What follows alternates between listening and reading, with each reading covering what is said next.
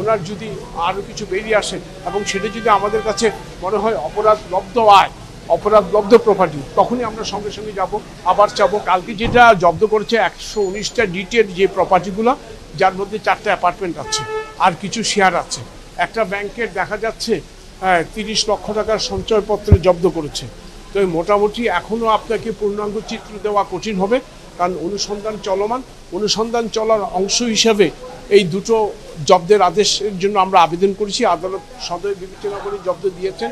ভবিষ্যতে কি হবে না হবে এই মুহূর্তে বলা যাচ্ছে না।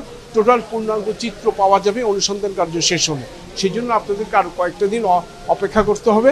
আমরা দ্রুত গতিতে এগিয়ে চলছি আইন বিধি মেনেই। কাজেই এখানে আশা করছি খুব আমরা অতি সত্বর অনুসন্ধান শেষ করতে পারবো। হ্যাঁ হ্যাঁ হ্যাঁ, আসতে পারে। ওনার যদি ব্যাংক অ্যাকাউন্ট বেরিয়ে আসে, ওনার যদি শেয়ার বেরিয়ে আসে, ওনার যদি আরও কিছু বেরিয়ে আসে এবং সেটা যদি আমাদের কাছে মনে হয় অপরাধলব্ধ আয়, অপরাধলব্ধ প্রপার্টি, তখনই আমরা সঙ্গে সঙ্গে যাব, আবার চাবো। এটাতে আইনে কোনো ব্যত্যয় ঘটবে না, আইনে কোনো বাধা নেই।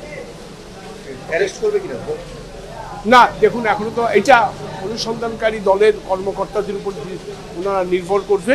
এই মুহূর্তে এই ব্যাপারে কিছু বলা যাচ্ছে না। অ্যারেস্টের বিষয়ে আপনাদের কারণকে তো কোথাও খুঁজে পাওয়া যাচ্ছে, পালিয়ে যায় না, সেটা তো আমরা জানি না, সেটা আপনার ইনফরমেশন।